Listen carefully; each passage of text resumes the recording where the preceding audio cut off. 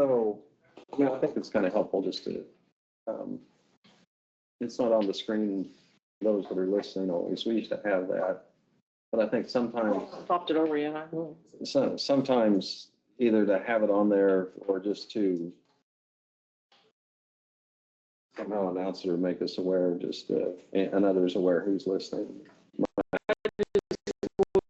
Yeah, make sure that Jennifer gets it for her minutes.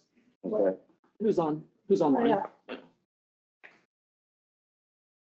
That's No, I'm sure you guys are looking into that. Some total new meeting software. Just forgot.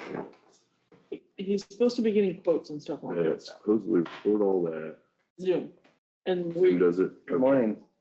I was reading about it. Yeah. We'll do all the minutes for you. Mhm. Make Jennifer's life easy. help a lot. You never paid I'm listening. that. I was thinking about it. It'd be more of a review.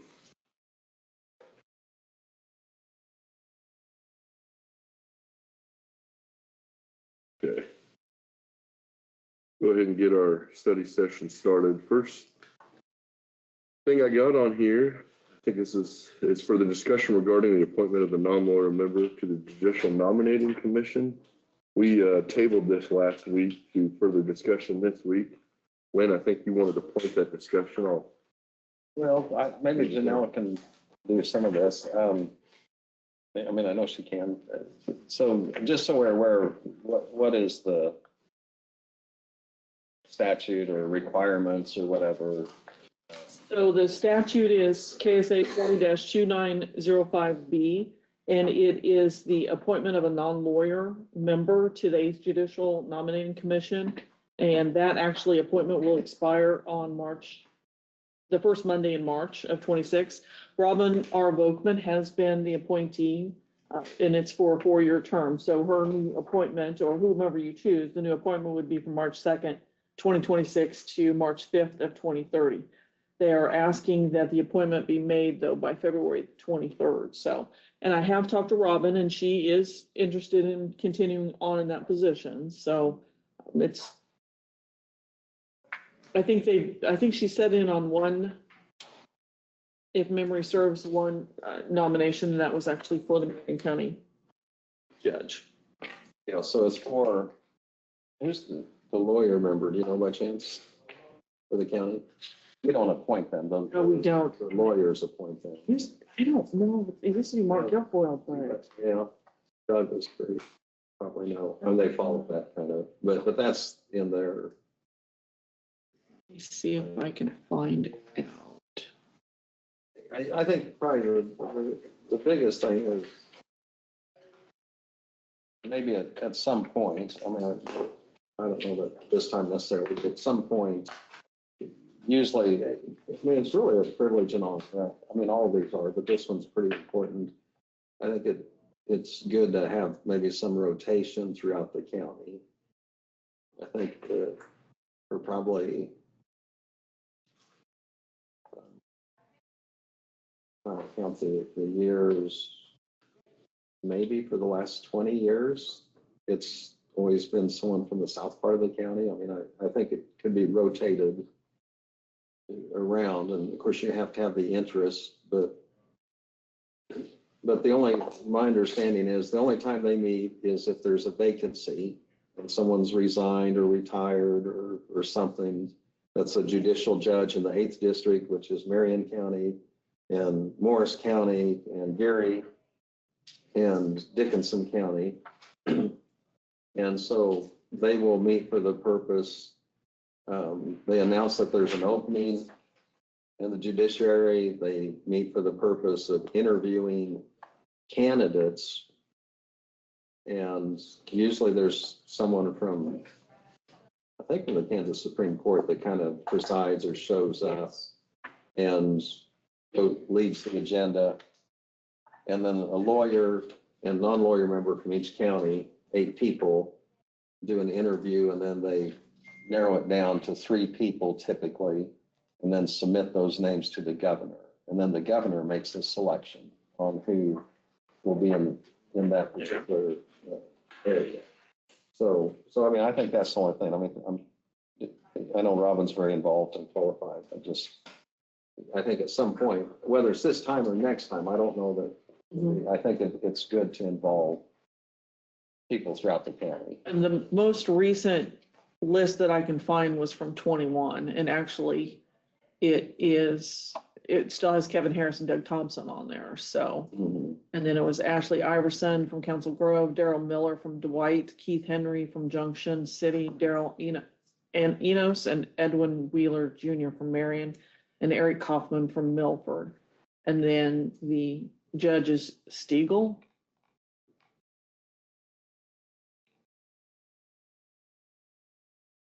Part of this, so that's the most recent one that I can find. Okay. I don't disagree with what you're saying. Did you have anyone else in mind or anyone that was interested? No, other than we didn't really put the information out there where someone, and I know the other thing is we were kind of in a crunch because I was looking at the letter, it got sent out like the 3rd, so we probably didn't even get it till the 5th or 6th. And, you know, by that time, that meeting agenda was already set and it was, so, you know, that's the only part on that. And of course, you know, the thing is, likelihood of the 3 of us, maybe none of us will be here 4 years from now serving. We could, I mean, but so that's one of those things. It's kind of awkward because it does kind of slip up. Mhm. Where all of a sudden it's there and let's make a quick decision. And but I think it would be helpful to, I'm sure there's people interested. But I mean, I think if Robin's been spoken to, it's probably best to go ahead and, you know, stay with that. I mean, you know, capable, from what I know of her, very capable, so. You would need to add it to the agenda. Yeah, we'll motion for that. Table it. It should, the way I like these done, when we table it, is I like it under table. Yeah, it should. It should be under unfinished business. Yes. It should be a tabled Yeah. motion. So it is on the agenda, we just need to Yeah, reposition. Yeah, it should be under the yeah, Oh, unfinished that's my business. fault. that's fine. It's just next time, let's make sure we put it there. Well, and you can change that. And When you the, approve the agenda, you can go ahead and say, And we will. move that to unfinished. and that's where I wanted to say, we need a motion to untable it, and then we can motion to vote on. Right. We'll make sure we're doing that by the rules. Okay. Well, I'd like to say a couple things. Yeah, well, We don't select judges. The people vote on them. So why are we selecting a person to serve in that county? Why don't the people in the county vote on that person they want to serve that position and take it off the back of the county commission? That way there's disclosure, there's nothing that looks underhanded, and it's to the public. So explain to me why you vote for the public can vote for a judge, but the public can't vote for a person to serve on the committee to select judges. I think it's very similar to a reappointment of any office. Or I shouldn't say that. There's a vote reappointment. for retention on. Yeah, judges. the following year, I believe they got to run an election. Well, Yes. they're just a vote for retention. They don't There you really, go. and in some counties, and it used to be, and maybe there's still a few counties like that someone would run for judge. And so there'd actually be signs up in the county, vote for so-and-so for judge. And so it was, and I think on this, probably the legislature did this. Mhm. And then you have the lawyer group that appoints the lawyer, and then the county Didn't they does the pass, non-lawyer. didn't they pass that we're going to vote on Supreme Court justice last year? Or it's going to be on No, it's gonna referendum be this, on the primary. it'll be on the primary ballot. So I think where you're getting at, There it might could be be on a the ballot. movement, there could be I a don't know if movement that's how it towards would go that, down, but but that's for Supreme Court justices. so that'd be different, right? Yeah. That's what I thought. So, and they do, like you said, it's a retention election. It's for 6 years if they are retained, and that's the length of their term. So, but as for the nominating commission, that's still part of the county commission's job to place a non-lawyer member on the board. And then ultimately, the 3 names that go to the governor typically interviews the 3 people and can have letters of support or recommendation that can be submitted. And then whatever the governor decides, then that's it. Mhm. Because I think what we can see is each of us are representing a particular part of the county. And we all obviously like the person in our portion of the county to serve in anything we can have them serve, because you have representation. And there's times where you won't have that representation, and that makes it not so just. And that's all I'm saying. But you can see the other side where, Yeah. or maybe someone in Grant Township is interested, or Kenny's district or something like that. So I think probably the commission, generally speaking, does a good job of moving things around throughout the county. I mean, it's not just all. Yeah. But anyway, I'm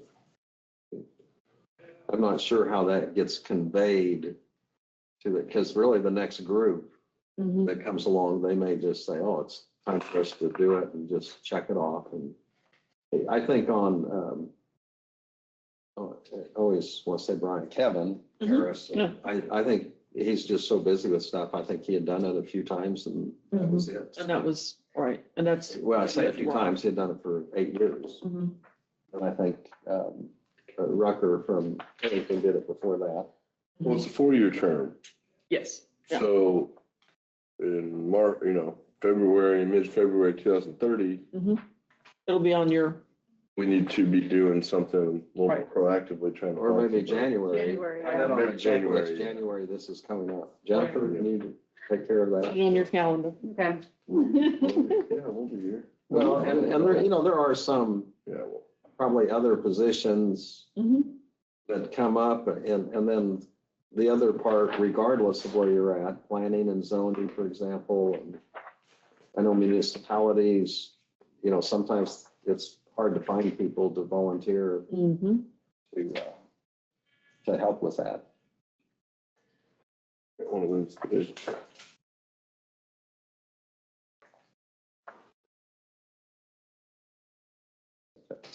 Yeah. Signs. And some of our boards, like the PBZ board, we don't have to fill it quite as quickly if it takes us some time to find a member to fill that position, because they usually have enough for a quorum. So this is a little bit unique and with the deadline that they wanted and that, so. And actually, since you brought that up, I think it was not that many years back that we noticed all of a sudden, almost everybody on that board was just within a few miles of each other. Right.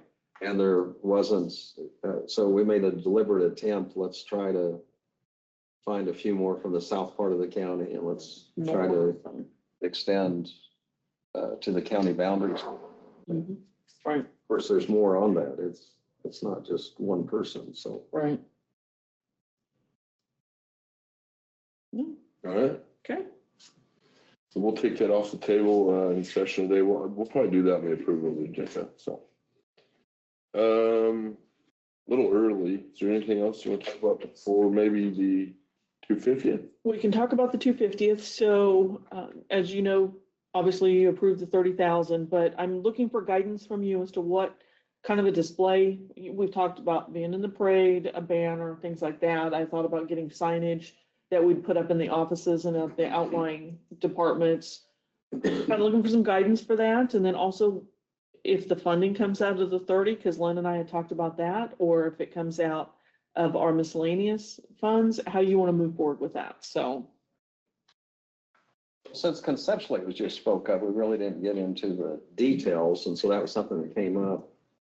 That, what if there's 6 groups in the county that all have special events on separate days, Mhm. and instead of all 6 of them buy a banner, if there was a banner that could be Mhm. used by one group for July 4th, another for Labor Day, another, June or July, Right. whenever they have their events.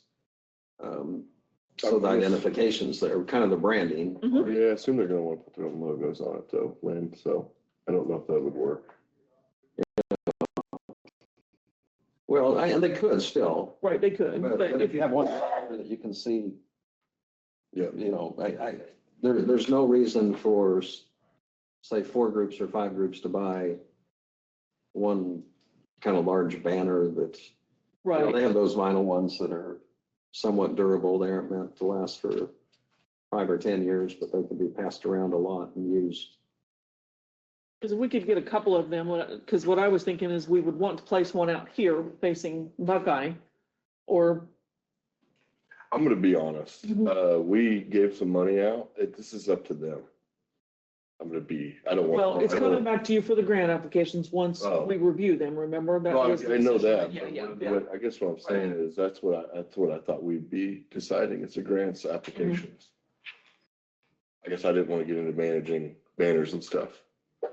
That's just me, I understand where you're coming from, but I think that's just a management nightmare trying to figure that out.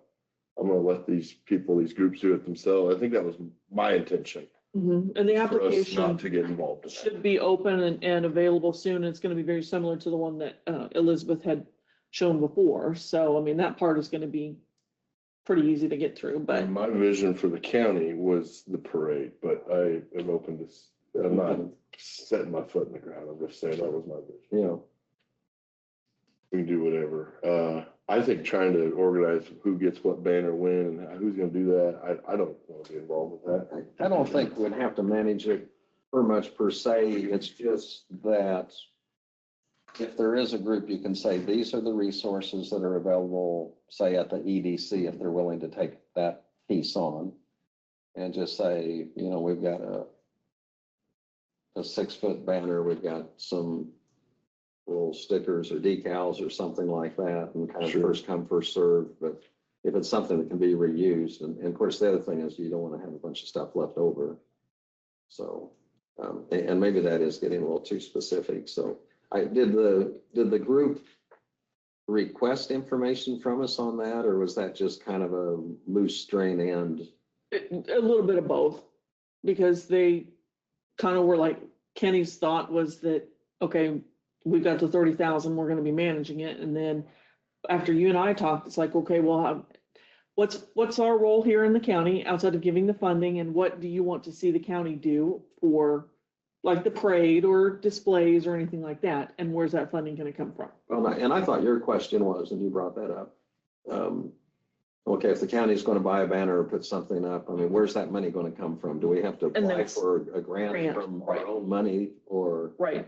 And I had mentioned to her, you know, if we had to take a few $1,000s off of that grant just to have it for materials and supplies, then, you know, why extend and spend an extra 2,000 or 3,000 when we've already allocated 30? But, you know, maybe it's not anything to worry about. And I don't think a banner's gonna cost us let each $30,000. group- Well, I think they're, you know, $50 to $100 for. Probably a little more than that, but yeah, but I guess, the county portion, I hadn't really thought about. I thought we would just go buy one, but it's up to you guys. Honestly, I'm fine with either way. We can apply for our own grant, our own money, I guess. It doesn't, seems like extra steps. Yeah. Very personally, but, yeah. Kind of, we can do whatever you guys want. The easiest, I think, for us is to beef up our parade and put a banner out, and then put the 30 grand out to the public for them to decide what they want to spend on. And then we can approve those grants. Right. That's, Right. that was the way we were. I'll start getting some prices so we kind of know what we're looking at. And then I'll talk with the group and find out if we can purchase a couple of banners, and then if somebody wants to check them I out at don't the think you can EDC. get multiple, probably get one banner and hang it up here, then the breeze in the parade, and then, Exactly, that's what I was thinking. So, and then maybe some kind of For the signage. weekend. but- yeah. Yeah. Someone wants it Yeah, or I mean, something. that's all I was looking at, except Yeah, I'd be fine with that. If they want to That borrow works. ours for an event, yeah. whatever. Yeah, I wasn't thinking of an inventory store. That's what I thought you were Oh, going. I'm no. like, I don't want to do this. That's the whole reason we gave them money. No, I'm just thinking, get a couple of banners, and if 6 or 8 groups or 10 Okay, end I up get what you're using saying. that for a weekend. You know, I'd be they- fine with that. That's, Janelle, that to me is up to your discretion. If you want to, I will take care of it. I would think, you know, if she wants to give those out. And I'm working on the flyers for County Government Day at the Capitol on the 3rd, and I thought it would be nice to have one with our logo on it. On the backside, I'll put all the list of all the websites for people to, if they wanted to check the websites for events coming up and celebration. And then hand out our normal, like, did you know flyer. So I'll send you a couple of those to take a look at as well, so. That'd be cool. You could put something, best 250th celebration coming soon. Coming soon, there you go, exactly. Let the other counties know. Okay. Okay. Um, Quickly on that, your group will have the applications and criteria available March 1st. That's the plan, open it up, So, and then we can still accept, depending on how many applications we get, because I know that there's already some events planned in April. Keep it open for as long as the money is there and the applications are coming in, but bring them to you once we start vetting through them and you can make the final decision on what you want, so. well, it might be, if it's like, I always think back in United Way days,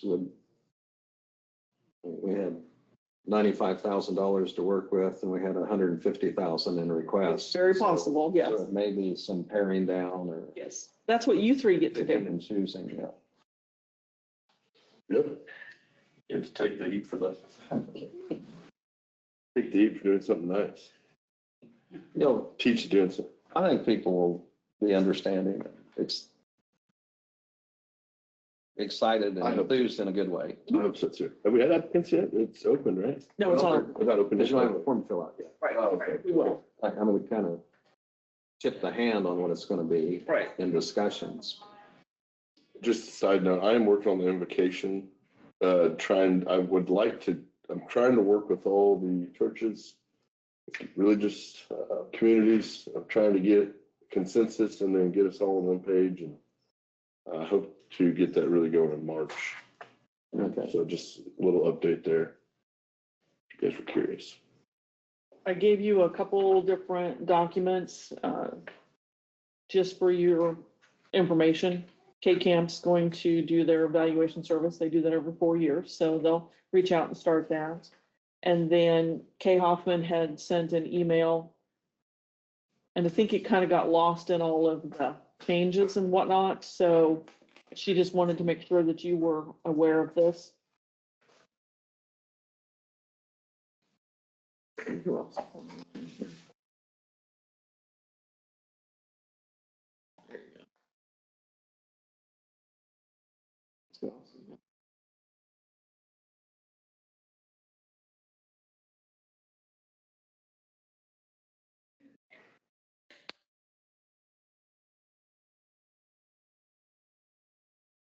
Are they working?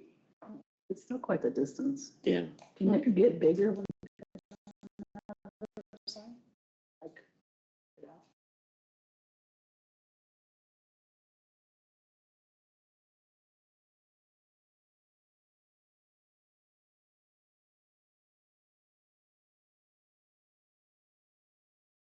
Did you guys sign in by chance? Okay.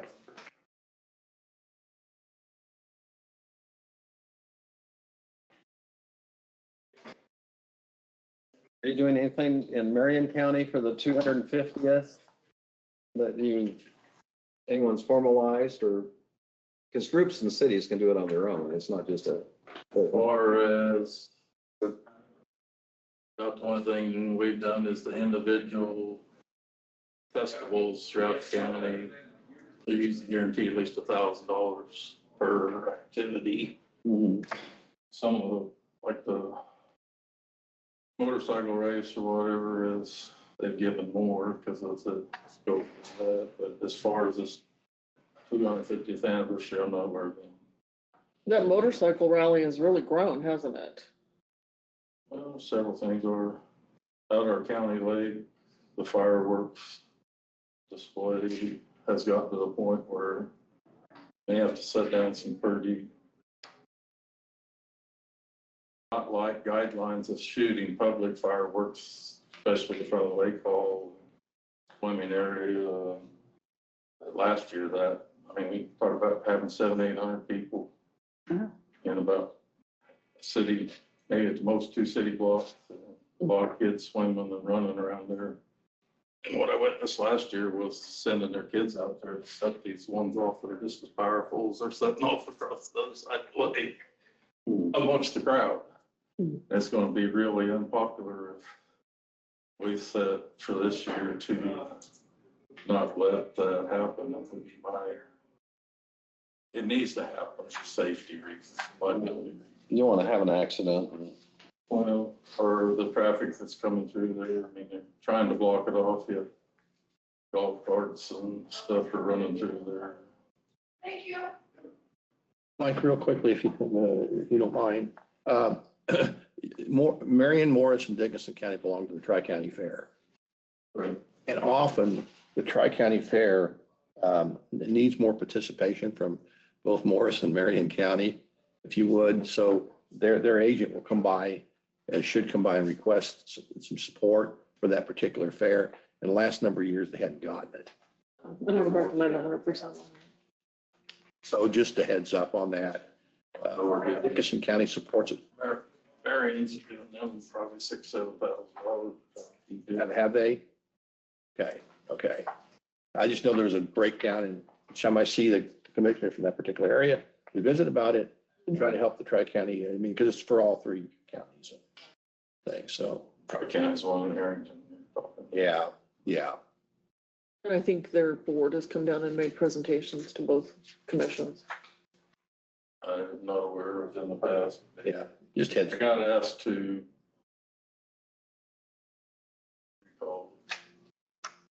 You're going to be judge of the parade.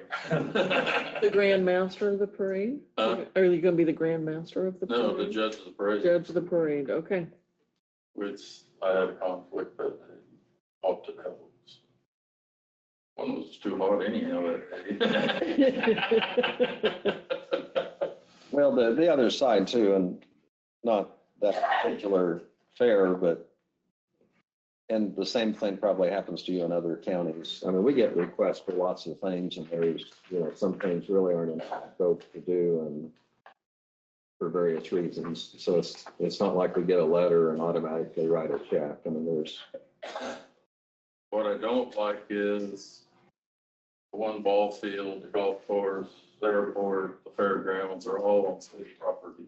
Even though we maintain, we spent $20,000 on that main parade a few years ago. I mean, there was private donations, but we have 7 members of the fair board have complete control of what can or cannot happen. Thought about trying to host a farm auction on the fairgrounds, use some of their storage once I had a piece of equipment cleaned up, put it there, have the banner visible on the new 56 plus the edge of town. Cheap advertising. And even though I got them to use the whole commercial building, the county now is re-renting it to keep our emergency management, the tower and one truck lighting, communication trailers in there, and put in a lot of time to make that happen, and I can't use the facility. And it was fully conflict of interest. Well, what if the county needs to get their stuff out of that building? We can talk about what can happen for the rest of the day, and will it happen in the next 100 years? Maybe. There's a few items that are very frustrating to me. I want 4 or 5 good things I think done in my first year. If that continues, I just got to reflect on the good things that I've been able to accomplish, or what I assume will be in the direction. I mean, a lot of miles by school districts, college. Best example on EMS is Chase County retired, I think, their oldest ambulance because of its age and couldn't be certified anymore, was 72,000 miles in its lifetime. And we put that many miles between ours every year. So there's a lot of difference between counties. That's why I try to attend some of our adjoining counties that I'm closest to. Just like today, Ron said something about another question. Maybe the wind farm where you're at, so that would be a good way to just come up here for a few minutes. Sure. Oh, Maybe there's something I could pick up some idea, take that to the commission. Well, let's do a little business real quick. Dustin, do you want to come up? Sure. Give us the IT. You reported last week, didn't you? For the department head. Oh, okay. So a lot of it's similar. So Dustin Parks, I'm the IT director, GIS director for Dickinson County. The biggest thing is that between last week and this week, we have confirmed that we're able to make use of the VPN for firewall. And so that is, there are two versions of that software. There's a free version that requires users to sign in if they want to access the VPN, and then the paid version auto signs in like our current licensed software does. So for law enforcement, we're looking into the cost of the auto sign in because it's a little bit more secure. But for every license of secure access, which is what we have now, that we don't need, it's $5 a year that we get to save. But right now we have 65 licenses. So that's a $35,000 bill roughly a year. And those are just for those secure connections. And since our firewall lets us do that for less than we were paying Vive to manage our firewall, we're hoping to cut that at least by half.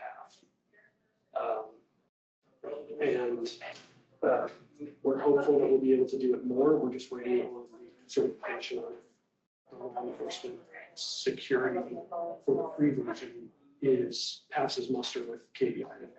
If it does, then we can use the free version. And in that case, we get rid of the security. Yeah. There are some of the external agencies will still have to have it, but they already paid for it. So it's part of the yearly fee that we send out to them from IT for doing the services for those. But that means on a whole, we should be able to get county staff entirely off of it. So it will even let us do the individual police vehicles instead of their laptops and MDTs. So we can actually set up the cars to be the VPN instead of their devices, which kind of cuts down on the number of issues we run into with if one user's having an issue on their laptop and another. It could be the VPN, it could be this or that, and if we can do the vehicles instead, then that cuts down on a lot of those network communication issues individually for users. At that point, we can pinpoint it's got to be the car or it's got to be software on the MPT, and we can do that pretty quickly. So cut down on the staff time for that too. Yesterday, I had a surprise visit from two of the founding people who did GovBuilt.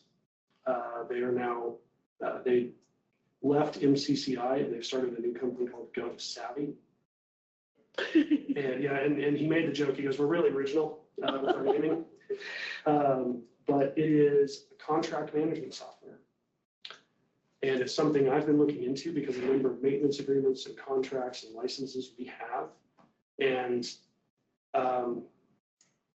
robust solution for that tends to be very expensive because it also allows you to create contracts instead of just managing them like inventory. And they're actually looking at making it almost entirely about keeping track of the contracts you have instead of creating contracts out. So we're meeting next Wednesday at 1 to discuss us beta testing that.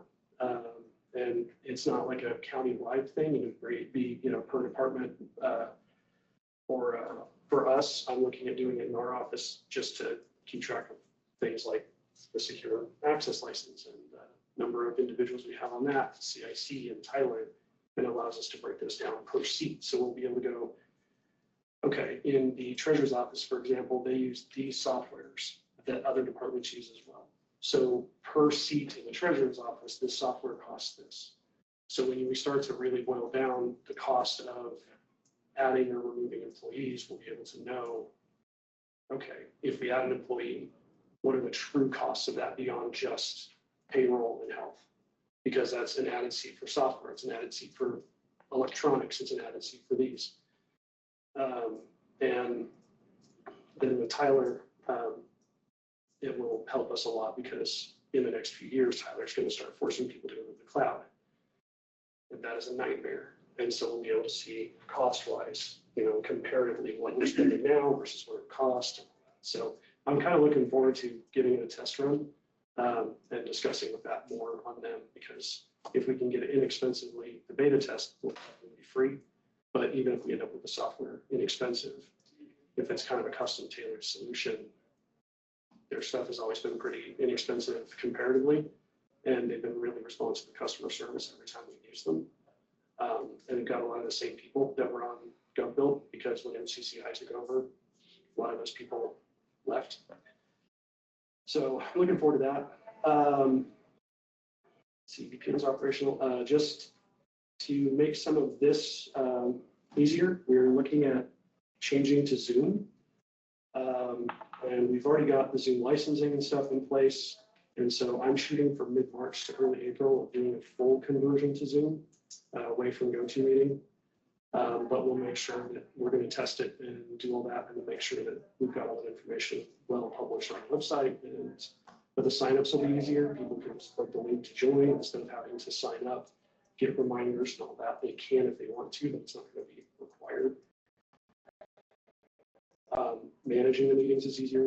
The actual like recording the meetings and all that is push button instead of having to learn software for it. So I'm hopeful that it'll make using the digital meeting software a little bit easier for recording meetings. And Tim's been using it for the planning commission for a while.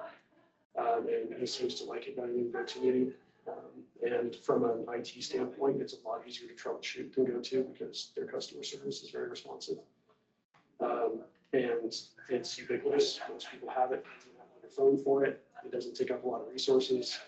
You can even record the videos straight to the cloud and then straight to YouTube. So we don't even have to worry about paying for more Adobe licenses to edit videos to upload to YouTube. It'll do it for us. In minutes. In minutes, yeah. So it's, there's even live streaming for it, but it's a little different. Right. So aside from that, we're still waiting. We got a text this morning from our PACE representative on the Lenovo RMA. Lenovo apologized for the delay. I warned them that we weren't paying for anything more until we knew for sure what they were giving us back. So now they're suddenly interested in trying to solve the problem. We have paid for the services they're trying to RMA. And so that'll be money back into PACE, which will allow us to either chunk down the Windows Server cost via credit, or when we use them later in the year for other stuff, it'll chunk that down. So other than that, that's really all we've got going on. Just clean up and trying to get us ready for the next year. So last thing, we moved on to beta testing for the AI, the agent for the website, and I'm working with MCCI to get it on a test page so that we can start testing people the public talking to it. It's not a page we'll give out to the public until we know that it's not going to, when you ask it a question, it's not going to suggest how to make a cake. But beyond that, that's really all we've got going on. So unless you guys have any questions for me. Thank you, Dustin. Thank you. And good work. The licensing, that's, every win counts, man. That's 99% Melissa working on firewall with that, trying to determine that. So Good work. thank you. Thank you. It's early, but I wanted to make sure that you were aware of the North Central Kansas Highway Association spring meeting coming up. So we have a little time before we have to RSVP, but I put a copy of the invite in there. So just let me know if you would like to attend, and I can. That's in March. It's actually, yeah, the RSVP is by March 24th. The meeting is April 1st. And it's in Salina, so. Are you sure it's a meeting, April 1st? Well, it's Hannah that's doing this, so no, I'm sure it's a meeting. Is this the same one? We went last year. Same one? Uh-huh. Okay. It's just our annual spring meeting that they have, so. Then you'll have it on the website for the event this Saturday? Saturday, we need to put on that the commissioners will attend the Dickinson County EDC Gala. Kenny and Lynn are both going. Make sure we get that on there, so. It is Fool's Day. I know. We're playing it. It's Fool's Day. Yep. Oh, I know for the highway, Well, Martin is the He's the vice. VP, so for president-elect. I don't know if he- He's been over for meetings. He's assured me it's going on, and Hannah did as well, so. Okay. Do you have it on there? Okay, good. I think we talked about it, but then. Gotta come up with their action. And then the day at the Capitol, Is March the 3rd, March 3rd. and I had RSVP'd the two of you, and then Chancey and Amber and I are planning on attending as well. They say it starts at 8, but I think we can start setting up at 8, and it'll go to about 2.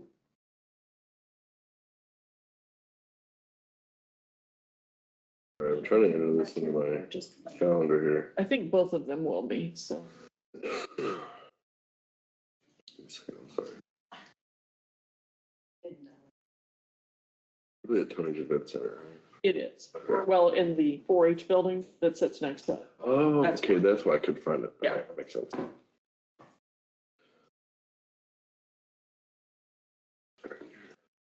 Would you ask? Here's a question. Oh, we were talking about kind of get the capital. I was just saying when it was, and I had RSVP'd the two of you, and then Chancey, Amber, and I Okay. will be going as well, so.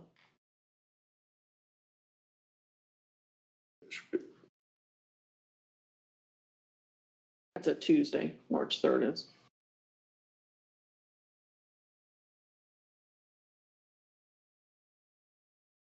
And next week, we'll review the RFQs that went out for Sage Street. Yep. The 26th, you won't be able to? The third. Oh, the 3rd, okay, Yeah, no. okay. Since it's a Tuesday, I wasn't sure, but I went ahead just to be safe in case you. I don't think I'll be able to. I got a couple, no. Okay, okay. Ron, you had said no, that you wouldn't be able to attend. Okay, Me, okay. Well, a lot of times there's, things are starting to take shape and so it's a good chance to visit with the legislators too, so. Mhm. Sure. And, you know, a lot of times, I know Scott has stopped by here and it's easy to get a hold of our Representative Wilson but down there you see them from some of the surrounding counties and other areas and, Mhm. you know, every once in a while, if you happen to know someone that's the head of the committee or something, the chair of the committee and such, can be good timing. I think one thing, and I was going to bring this up the other week,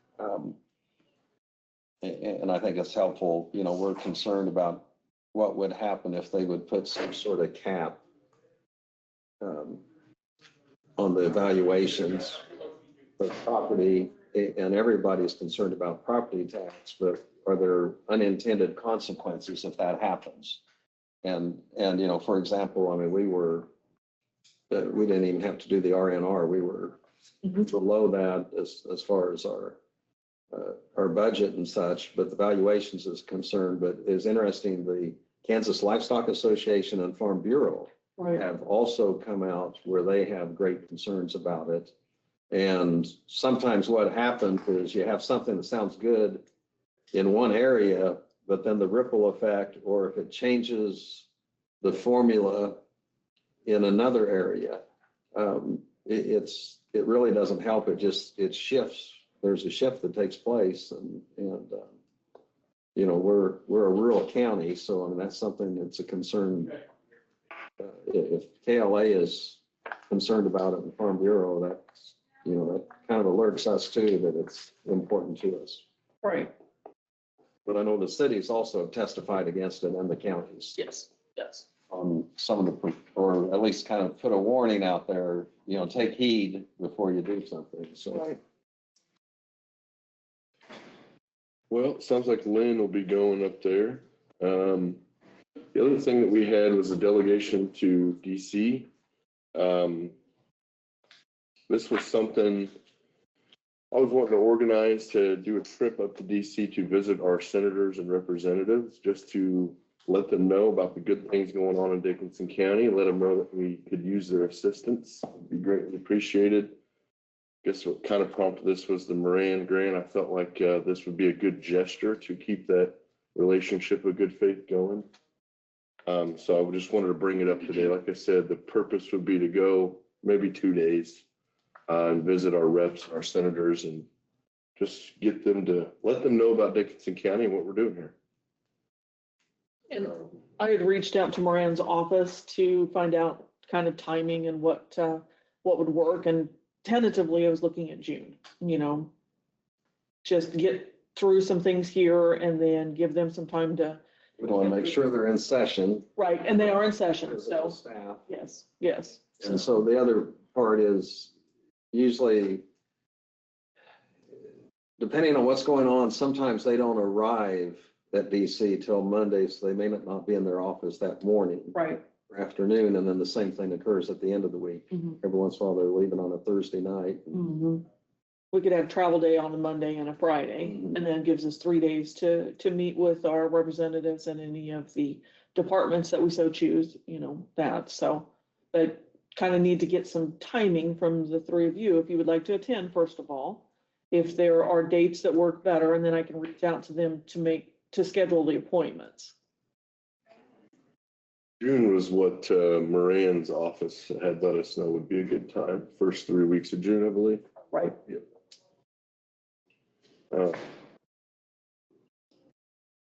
Yeah, are you guys interested? Would you like to go do that? A number of years ago I did, so I would have an interest. I'd kind of see how it shapes up. Right. Other than, some point you have to commit on your airline tickets and so on to get a little better value. Exactly. And we need to put a plan together of, one, obviously getting the appointment set up, but if there's anything else that we would like to, any other departments that we would like to visit with, and then talking points of what we would like to bring up. And like, kind of what we had been visiting about was Dickinson County's here, and what can we be Mhm. doing, or what can they help us do, or. Well, Senator Roberts, that's dating it a little bit. That's back when I was there last time. Specific. Didn't you and Laverne go?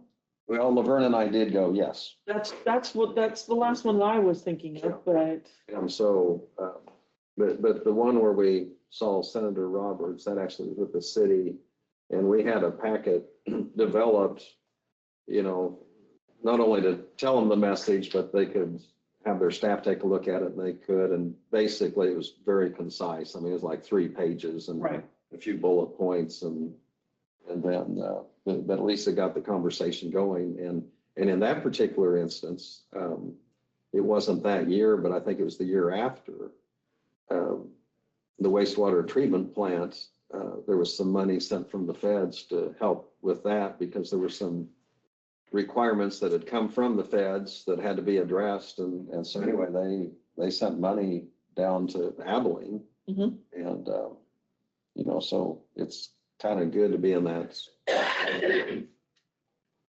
have that as a resource for projects. My perspective is they're human beings, and people do business with people. People think about people when they relate back to where they're from. And I just want to let them know about Dickinson County, put a face to a name.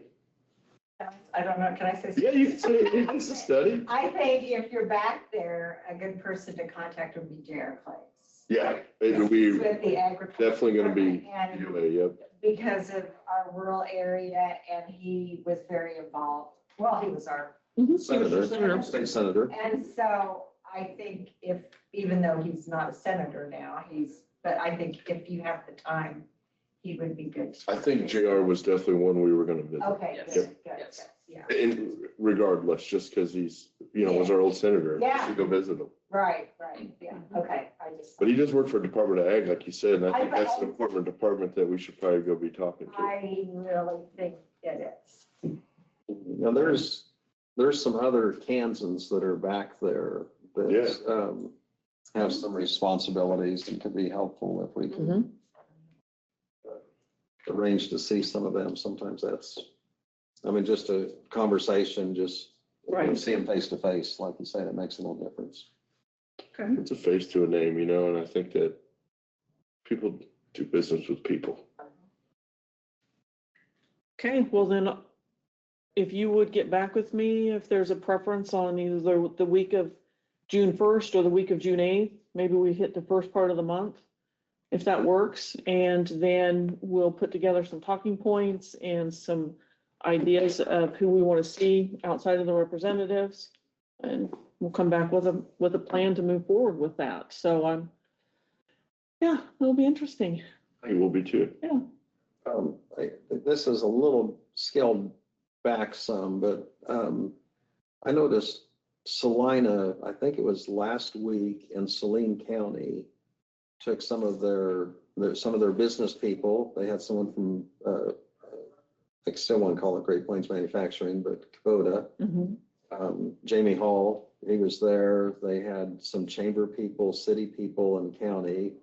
And I think Hannah was in on that. But anyway, it was a group of 10 or 12 went down to Topeka and kind of gave a pitch for central Kansas and some of their issues, you know, the Highway Patrol Center, trying to keep it located.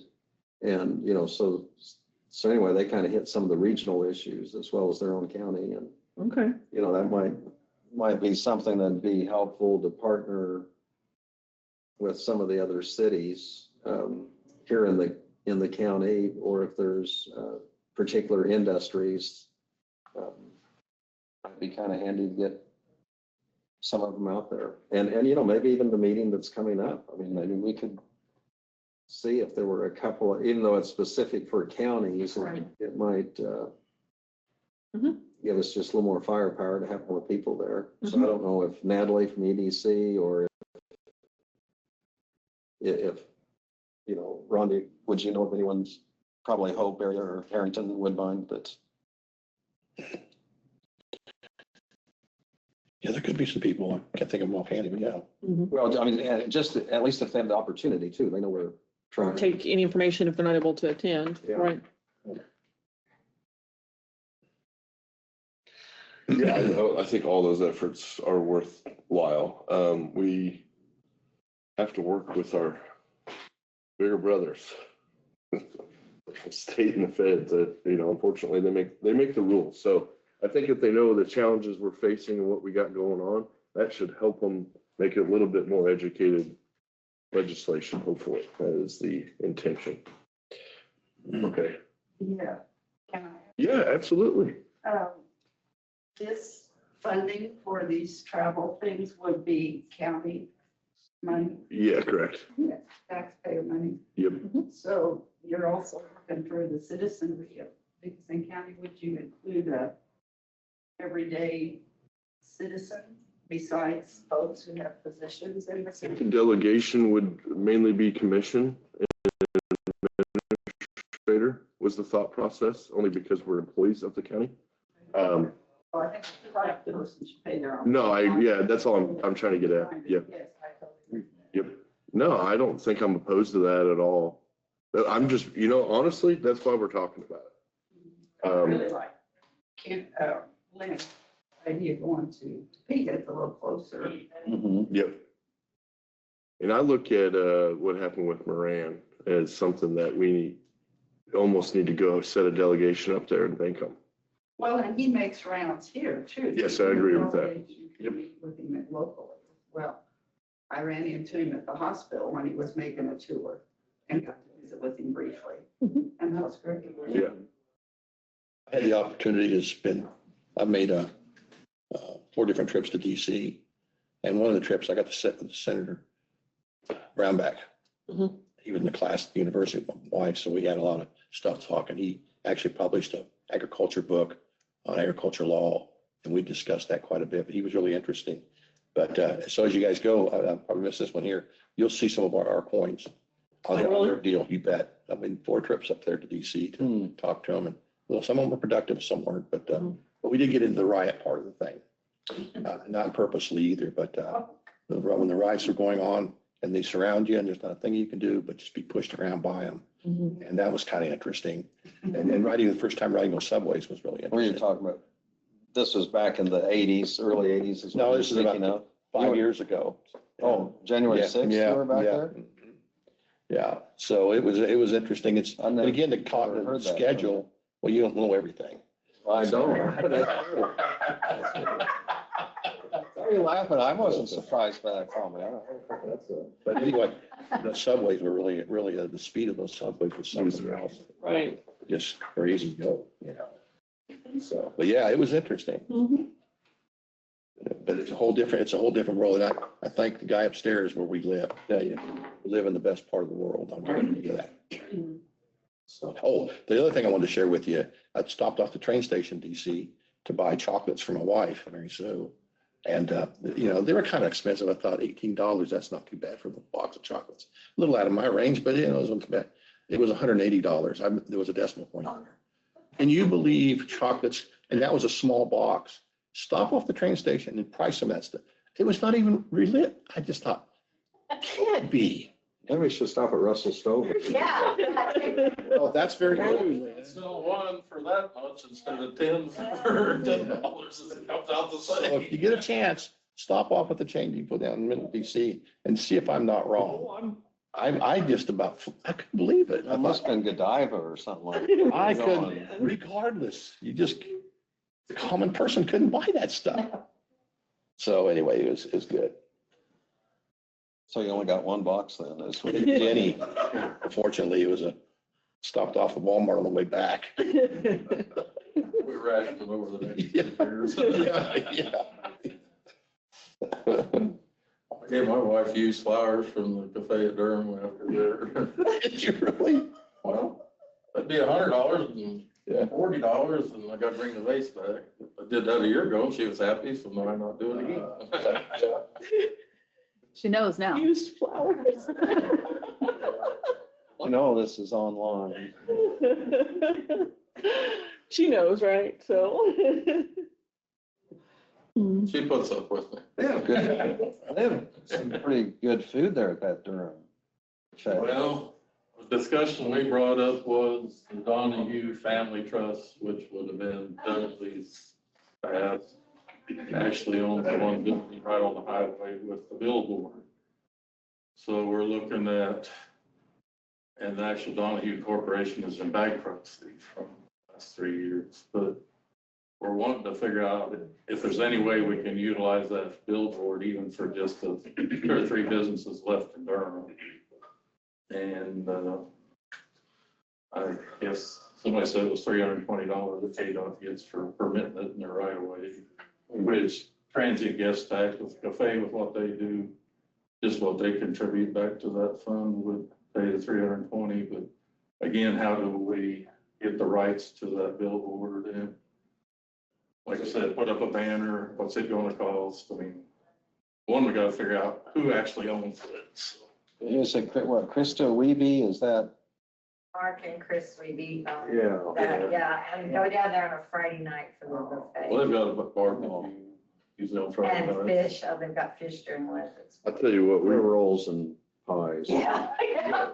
First Saturday of the month is buffet for breakfast. You get 300 people in down there in one morning, if not more. we have a billboard on some land that we own and it's leased. It is really hard to get the leasee out of it. I won't say who's the leasee because it might cause some controversy, but it's in Solomon. But I mean, it was within the Donahue family on the property that it's on, other than it sits in the right of way, which gets it to where you can see it. But where I'm going with that is we want to get rid of it and we'll put up our own for Abilene Machine. Well, we have to tear that down, re-permit for the right of way and rebuild. You can't just reskin it. Because the original lease contract is the permit. So as soon as that lease is forgo, your permit is done. Now you got to redo. Doesn't mean they won't give it to you. I'm just saying you got to redo your permit. I don't know how these work. Whoever owns it might do it different. That's how ours work. I just turned in there though, just last Tuesday morning. Because they own Why the aren't we building. using that?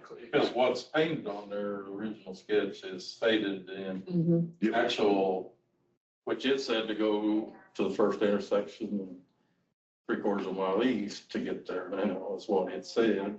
DOT though, so you got to contact.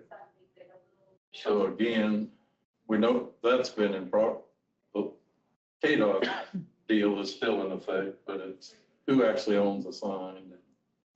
That's where I'm going. The leasee owns the sign itself. Again, I'm trying to get somebody with enough ambition to And it should be their immediate people take this project on and run with it and see what they can find out. I'll tell you what, You're we just saying had to there's hire a lawyer, regulations. so.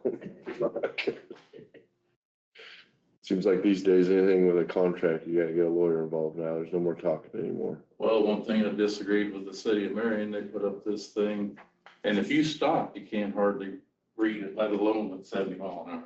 Yeah. I mean, it's gotta be simple, just real simple, readable at a high rate of speed while you're going down the highway. I think on I-70, isn't it enterprise.com is all that's on it, and that thing is what? 30 by 50. But it treats me to see what enterprise.com is. Mhm. I think is the intention, and it intrigues me. Absolutely. Well, you know, I-70, I think it's the third most traveled interstate or fourth, something like that in the United States. On an average daily traffic. Wow. There's other more busy sections in the east. I had the high fatality rate one day last day, the dust. Yes. Yeah. That's, 70 does? Yeah, well, Really? I Dust. didn't know No that. dust, yeah. to tell me. I took it for 4 or 5, took 30 some miles. Well, it had a semi when it rolled or tipped over Hmm. both lanes. And then if someone pulls over and leaves their lights on, even if they're on the shoulder or off the shoulder, cars coming up behind them can't tell, are they on the road or? Right. Running. Yeah, don't stop on the road. It's a bad Right. idea. Bad things will continue to happen regardless of what we take for precautions or regulation. In a little stretch between Lincolnville, between Harrington and Marion, Soul 77 had some really bad accidents, just some little concrete banisters and some of them little culverts that stuck up.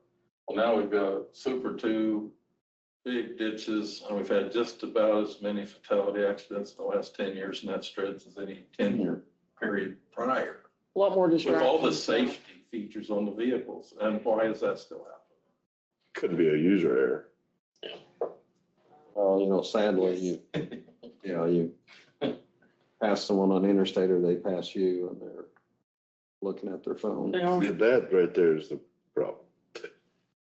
Especially as it gets some more inexperienced youth Mhm. to take a youth Yeah, life. you guys see it going down the interstate. How many people are looking on their phone, Everything we can do. driving, sitting with it on their steering wheel? Like, just because you got it up here doesn't mean you're paying attention to the road. My daughter wrecked the same, of course, it was the same car. It was fixable the first time, it wasn't fixable the second time, barely a mile from my house. And even the second time, she's trying to tell me, it's not my fault. Yes, it is. The road didn't That make sounds it. like my boys 2 days ago. They were digging a hole together and one of them got up close to see it and the other one hit him with the shovel on accident. And they were blaming each other. It's his fault. I said, guys, it's both your faults. You both were being stupid. It's the way to shake this one, guys. We don't have any more studies, so technically we're gonna take a break until 11, but we'll be in here, but we don't have any more topics to discuss unless you guys got something you wanna bring up. I don't. They did get a copy of the email. Yes, that's Okay, okay. thank you. Something was, Mhm. When we changed our email. yeah, something was odd with the emails, but I just wanted you to get that picture because of with the wind and the dry. Right. I don't know where that fire would go. Mhm. I just don't want it to go on my ground or my house. Yeah, I was a little worried about it, but it seems like it's died down. I mean, it's pretty far south. Yeah. Well, it was so windy that Mhm. day too. Yeah, it was windy. So windy. It just kind of came on too. I remember going outside. Of course, I don't get out very much when I work. I just sit in the office all day, but go outside and it's all smoky. And Mhm. They talked the impact of some of the cattle that's with all Oh, the smoke yeah. and fumes. Sure. And then there were some firemen that were treated. And then we sent people We did. to back up the people that were down there backing up. Oh, wow. Well, when I was coming Yeah. up from Kansas City that day, I'd taken a friend down there who had a cornea transplant, and even at Topeka, it was saying change your route, find lodging. Mhm. They didn't want people. What did you No declare? part of Topeka. the governor declared an emergency too. Yeah, yeah. And then the KDOT people say when they put the flashing lights up, people go around them and go around barricades. It's in, That's what snowstorms. I've never done that. Turnpike or Green and closed up from right there to Memorial and routed them up 50. Did not cross the highway, you might get on. No. They were bumper to bumper, 36 hours. Right. Really had that. Hmm. Wonder, that's the turnpike traffic, so it's probably 90% of that, but we went from, yeah, it's busy at times to, I mean, it's dangerous to try to pull up through that lane or just eat shoot across the way. For 36 hours, it was all night long. Just You can set up a toll look booth. at how much traffic comes through. You know, speaking of toll booths, I took a trip the other day to Lawrence. I was stopping, waiting to see the toll booths. Yeah. I'm serious. Yeah, they don't have them anymore. Yeah. I thought, wow, You didn't know. What, a year and a half? but I don't run up there very often. I'm pretty busy, you know, and I was floored. I thought, but I did have a K-tag thing on my truck. Yeah, and that's all you need. I was in Kansas City and The I got off at 4:35 and I don't get stopped on, I was 69. I was looking like it. Okay, I'll get. Couldn't find it. Now I have an. Cause I got You paid can for get on and appointment for drive that, fast, but you have to take tag. no Because shit. I never look at that, but it's K-tag. No, yeah, it was in there, but I I've seen signs that said, you know, certain things. I'm don't thinking, want to put it, I did have. I'm used to those, you know, the old fashioned way. Nope, I know. Yeah, it does through. I don't know who watched, the old gal that watched the one there east of Council Grove. Yeah. I don't know how many times we come through there, she was napping in the middle of the night. Yeah, I You would, hated to not pull up there and scare her too bad. yeah. I hear you. I don't know, I'd say 15 years, he manned that thing at night. My sister lived there in Kansas City when I took her. Wow, yeah. And when the Gammon, the fake Gap River boat, was up there. That got me busy, you bet. She was pretty entertaining.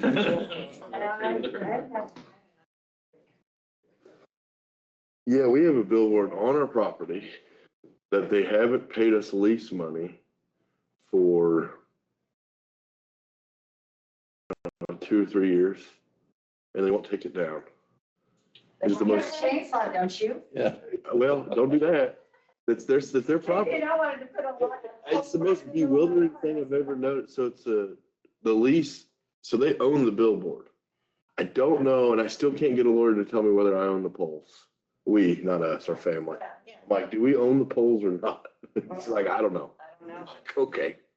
It's It's a weird deal. And then most of them are owned by leasing companies out of Out of- Wichita and yeah. Topeka and Kansas City. Yeah.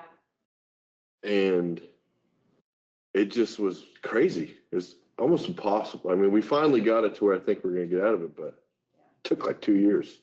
Oh, I'm not surprised. And the time. And then the way they kind of shot themselves in the foot, they quit paying us. So like the contract was void after 2 years of non-payment, and it can void the lease. So now I have to send them a letter and go, who do you want your property? Because we're gonna set it on the ground. Yeah. What do you want? Yeah, we're. Well, that's why I'm asking the lawyer, can I come to you? He goes, not yet. Good Lord. People. Our other It's crazy. I shouldn't be too mean. That's You realize crazy. Putting them down. Somewhat. They're not gonna take them down anytime soon. they come up with a lot of reasons. What? The lawyers come up with a lot of reasons to spend your Oh, money. my God. I worked for attorneys for years, right after Bob and I got married. And it's gotten so much worse. I mean, we represented the hospitals in Salina, so we were busy. As far as I know. But, I mean, now it's like everything. Some things, Roger, we were trying to sell some of our land, so they were going through due diligence. Some of the questions, I live within 2 miles. like, this is not relevant to the land at all. They have. Why do you need to know this information? Yeah. Because our lawyers told us so. I'm like, I think they're trying to get you to pay more money, man. Do you ever question them? Oh, my. Whatever.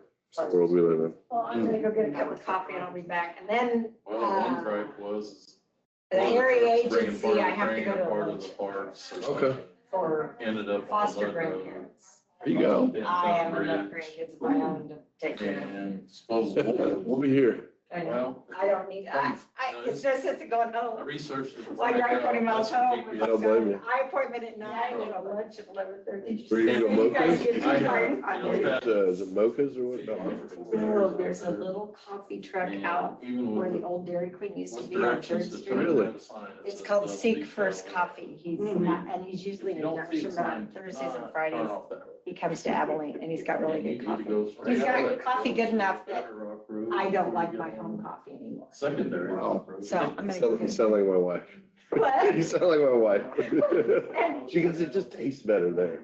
I know, but you bought all this stuff to make it fancy at home. I know. One of the last ones. Thank you. And another abatement. Stop. Okay. I had a road dozer over there 4 miles and dragging. Got pulled pretty hard at that point. Once the wheels on the trailer start sliding, it's just like a sled. Yeah, I did. I was just curious what that story was behind that. Well. So my 1100 bridge, and found out on that. They're tearing it down. Yeah. If you ever see They're it. stealing the damn thing. There wasn't much stealing at all. There's such a. Did it come down easy? It came down with a little wrecking ball this big. And it just fell. It just, Ron, I don't know if you agree with me, when Flint Hills was there, they're concerned and explaining maybe their battery trailers that they maybe want to put, rent a couple, for a couple of their subs, out of about 5 possible locations. Just wanted you to look at the data and look at it. Growth within our rural community. And they are the biggest deterrent to rural growth. Because this was over 20 years ago. I'd pay them $36,000 to go from my house further down the road 1/3 of a mile. And I gave them $2,000 a month for 20 years until, I don't know, pens are empty. So, and I think they've extended it. The only place you could probably consider building a new residence out there or anything is if the line runs right on the road. And I think they won't, even on a household, you pay to put your line. meter to the house. They don't even give that away yet. So Oh, they have killed, when he was talking about growth, I just wanted to stand up and say, you're our worst enemy. Well, and I think the county here, Kenny, join me. One of yours is under DS&O here, isn't it? A lot of it in Evergy. Between here and Swine. Yeah, Well, Evergy is the main in the cities. I got Evergy out here in the county. DSNO is mainly Solomon North. Wherever they, and see, Flint Hill buys it from I don't know. Evergy. I know they do a lot north, or my, The DS&O does most of the rural stuff. do they? Okay. So if you look for rural development and development in communities, people want to build homes out in those areas where there's nothing out there.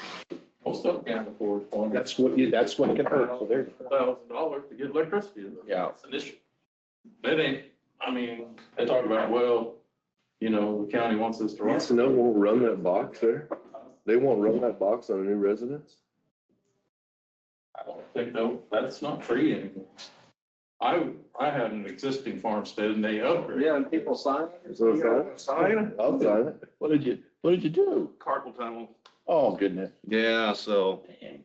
I said, you know what else? I got Charlotte put off limits to me down at the shop. So she's not even letting me come down. And I said, who the heck can I go bother?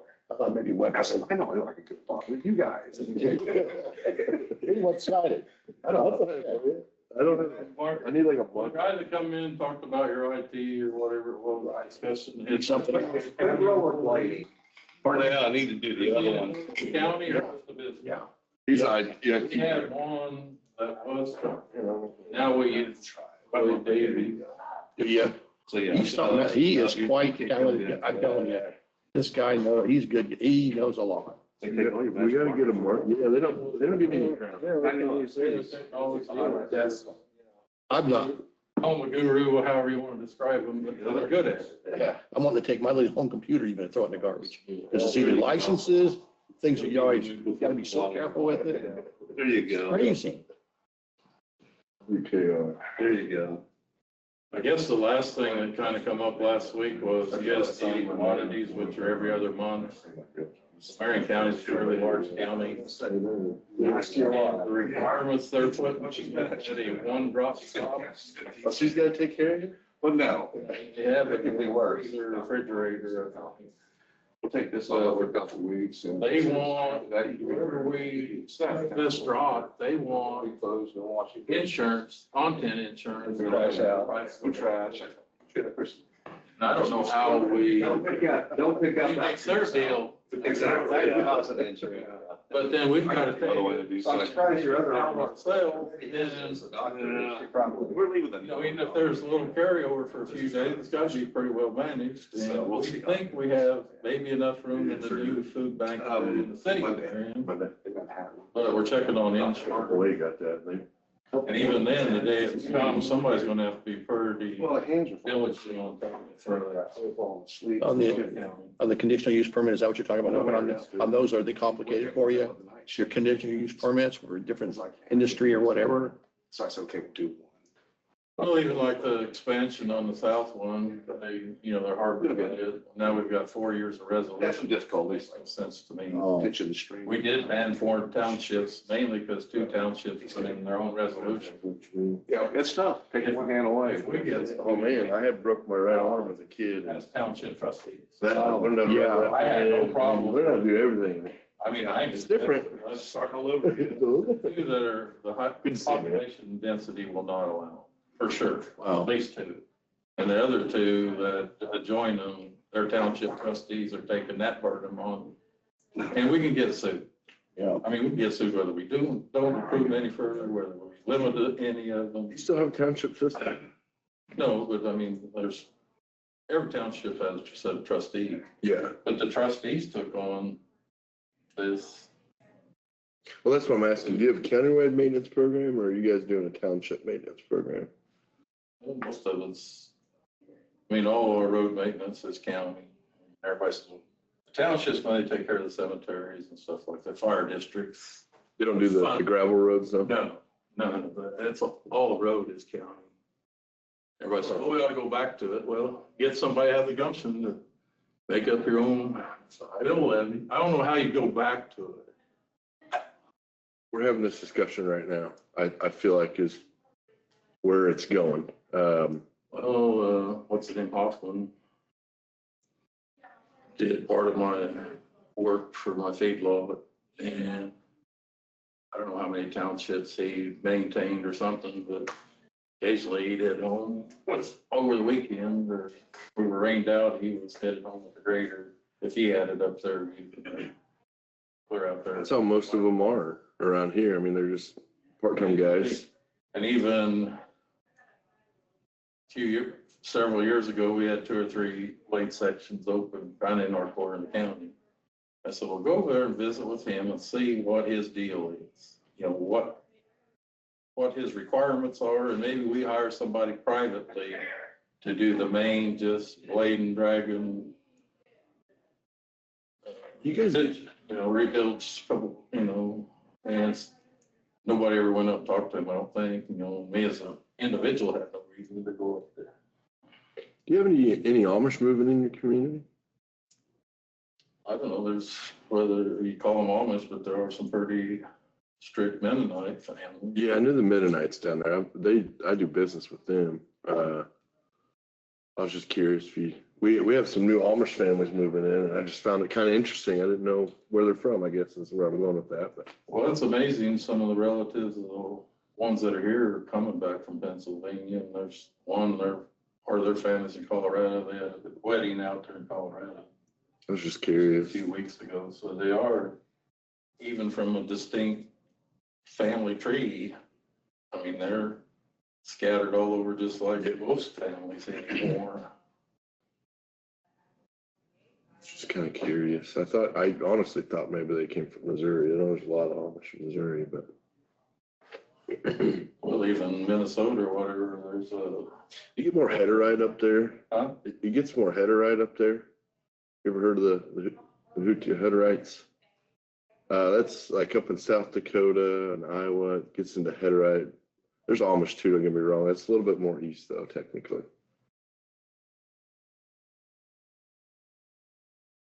Very similar. I mean, I don't even know the differences. I mean, to me, from an outsider's perspective, they're the same, but The ones there at Huts are, you know, horse and buggy ones, they're Ford tractor. Headrights are the same. Trailer, they don't pull the big deal. Headrights are the same way. They don't believe in Which they technology. had that small auction company in South Huts or whatever, so they don't have to take it yet. I think it really stems from where originally they were from in Europe. I don't even know what I'm talking about. I'm gonna quit talking about it. That's my pay scale. Yeah, I don't know. I do know that they're quite grasping though. They build and stuff Yeah. like that. They're the craftiest people. Well, one of the things, even when that tornado come down and it pulled the roof off my commodity shed, threw it out there in Wakefield, they were down there. Well, it was so wet and muddy.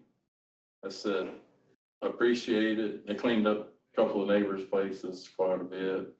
And the group of them, young men that are just, you know, full. I mean, it's all the church sponsored or whatever. I said, when I get the weed cut, if I have it, I mean, I'm just gonna wait, it can sit there till we cut the weed. And then that way we're not setting it, I mean, we can burn the disc around it or whatever, burn out the stubble, and it'll just get cut up for junk. And I thanked them for, I mean, they just insisted, well, we can go out there, we can get it. Well, it'd be done easy once we cut the weed this summer. It ain't hurt nothing and. I'm not afraid to work, I'll tell you that. No. We do quite a bit of business with the Mennonites, the dabbling machine, and the Headerites, but it's hard to get into those places. I mean, they don't. What do you give me for my 9480? If you gave me for every hub I put on it and the last differential, I'd sell it to that. Call my old man, Randy. And now you got a 535 Challenger that burnt with, I think, the front mechanical front. We don't have much need for a Challenger, but we're not really looking for Challengers, but 9480 might be something. Is it, you talking 9480 deer? Or Replaced every hub. what breed is that 9480 now? New home, blue, Okay, blue one. new home. That's got a big, yeah, it's power shift, isn't it? I think. No? Straight? No PTO. Okay. I wonder if it ain't worth more for salary sometimes, so. Yeah, I know the PTO salvage well. If you do have one, they're kind of rare. Big old pumpkin style PTO, if I remember, drop box PTO, but yeah, call my dad. He'll bid it for you. Well, I've gotten several things over there. Appreciate it. Was your sales tax pretty balanced down there? I mean, between Hillsborough and Marion?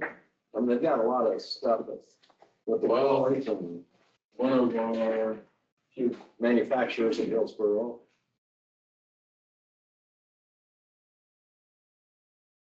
what you would want to call economic development person. We tried a countywide one. I was on that for a year and a half, a few years ago. And when we got down to director, we could probably hire, they failed us.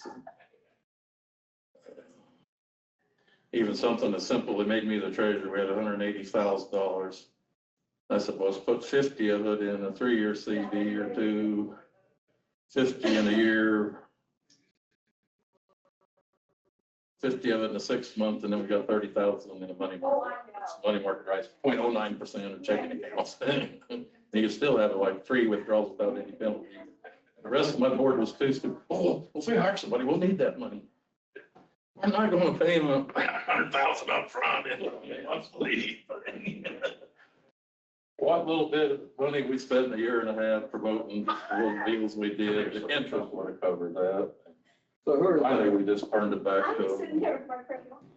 got that one manufacturer, they do the headache racks and the beds on the. Hillsborough Industries, but they took one of their plants to Hillsborough due to lack of workforce. Now, who's that? Hillsborough Industries. When they went, There's a guy up there on the highway. they built more aluminum trailers than any trailer manufacturer. I thought they was, They're about the king of that in the States. I thought they were independent up there on the highway there. They had like 5 or 6. Well, that's just Joe's manufacturing. He installs them. They're all, he puts the beds on all of these trucks. So he just does the installation, Installation of. inventories that, If it's the one you're talking about, I bought a question Yeah. on it. but they seem to be pretty busy. They, It's a coffee truck And then who do you have, Marion, do you have a? where well, the person they gave an Thursdays and economic Fridays out in the building. directorship is the one they tried to have the cafe there on the corner of the banks and they're on Main Street. I don't get the. Skid gave him a bunch of money several years ago. Marion Economics gave him, county gave him a bunch of money and they never got open. Oh, really? Awarded the building back to Skid, which then puts a roof on it because what ruined it was the roof leaked so bad. They refinished some of the bottoms. So they tried to get open and within less than a week, foods, washing dishes in an open tub out. Where's your district at in Marion? I mean, they spent more than enough money to flatten that old building, make something real energy efficient for the next 50 years, and that's where it else sets in. How is your rock down there at that quarry next to the Pizza Hut? It's junk? Oh, well, Hard. Marion is an open, they crushing there, so They're not crushing anymore there? 10 years already. That was kind of nice when it was off, because county trucks stopped there even if they went further out, and rotated back. I did get to a second tractor trailer and a belly dump trailer to haul rock. So where do you get your rock? A lot comes out more. Trying to get more of the harder rock back here. Everybody's in such a tizzy, they don't understand ton miles or total tons for the whole. Not that I know anything after 40 years of having thousands of loads of things. Know anything about trucking rates and efficiency is the only thing that's going to save our county. But it can be higher, but if that rock will last you twice as long, you've got to use that as a coefficient to figure it out. You can't just deadhead a truck over the other side of the quarry to get it, deadhead that. There's so many small trucks down there. We we took beans into Emporia and brought the gravel back. No empty loads. Somebody's got to take the time Now, well, there you go. to organize. There you Best go. rock I've ever seen, we can't get it here, it's out in Oregon, the volcanic rock. Oh, I'm talking about hard rock. That stuff out of, Pebble will stay there for stuff years. out of Oklahoma that the railroad uses. That stuff is. it's probably granite. Well, that's what the co-op was getting. They got railroad rock. I mean, it's railroad, not log, but it was good and hard. They picked it up somewhere down south. Some of the rock off the abandoned right away between Birdie and Moss Springs, couple Yeah. spots of it. Yeah. But there was a layer of fines stuff under that, so we just backed in there with an excavator, he's going around loads this and put that together. And that's what, I've got 2.5 miles of feet alley, that's what we use for that. It's in there about that thick, and it's damn thick. Good. And for a base. Yeah, If you don't have a base, I mean, when you realize what limestone's made out of, it's coral. It's old seabed. Yeah. It's not a hard rock, it's a soft rock. in the year I built my house, we had a trailer house that burned and oil field had quit completely that summer. So me and some of my, couple guys that worked for me, one of the neighbors, I built my house that summer. So watched the motor grader go by a couple times. That's the only thing left the last couple of months. Eventually my unemployment run out. Winter was coming. That's what I did for the next 3.5 years. That county motor grader in my backyard. He said, yeah, I don't agree with some of our practices at all. But even now as a commissioner, I kind of got to watch what I say more than I should. Yeah. I think I had more influence on the outside than I do as a commissioner. sitting there now. But I'm also a high school Different dropout. on the other side, isn't it?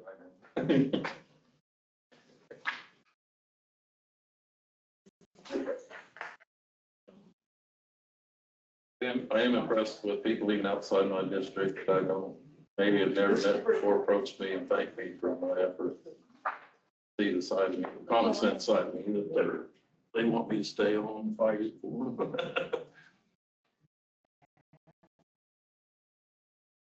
Guess that's about the only reason I stayed on. You have reason. At least one day when I said something and threw my stuff down and stomped off right ahead of adjournment.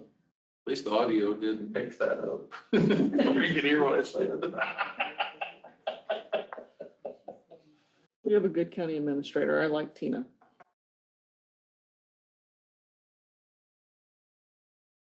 Well, that's the next deal. The opponents of the wind farm don't want her.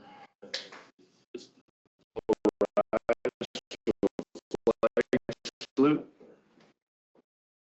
I pledge allegiance to the flag of the United States of America and to the republic for which it stands, one nation, under God, indivisible, with liberty and justice for all. Thank you. Moving down to the approval of agenda, I do have a motion before we approve the agenda. I would move that we remove from the table the consideration of appointment of non-lawyer member to Judicial Nominating Commission and add that to unfinished business for today's agenda. I'll second it. All those in favor say aye. Aye. Aye. Motion carries. We have removed that from the table. It's now on the agenda. Going over the agenda on unfinished business, we have the consider appointment of non-lawyer member of Judicial Nominating Commission. Consider real, and then under other business, we have consideration of real property relief application 2026. Resignation of Gary Hall as Noble Township Clerk, appointment of Gary Hall as Noble Township Treasurer, and appointment of Douglas D. Marston as Noble Township Clerk. Do I hear a motion to approve the agenda? So moved. Seconded. All those in favor say aye. Aye. Moving on to consent agenda. Minutes were provided in your packets, Commissioner, February 12th meeting. Accounts payable of $687,953.08. Utilities of $10,000, $10,417.79. SD security wire of $4,800. Credit cards of $36,864.23, and abated tax of $385.34. I move to approve the consent agenda. Second. All those in favor say aye. Aye. Aye. Motion carries. Commissioner comments, committee reports. Ron, do you want to start this week? Yes, I did spend a little time yesterday at the juvenile detention center. Everything's going pretty well. Things are under control and they're doing a good job. Our concern about the dry conditions we have here in our county, the fires, obviously, it was brought up to us. We did read those letters and give a word of caution to everybody. Be very careful. And want to thank our crews for working on the bridge on 1100. Actually, it was a contract. Right. Come in, but that bridge had gotten taken down, and I sure appreciate that cleanup there. And it was remarkable, though, on that bridge real quickly, that the wrecking ball, you'd think of a wrecking ball of being pretty good size. It was just a small thing like this. It just fell apart. The bridge just completely fell apart. So, but I want to thank the crew and stuff for doing that.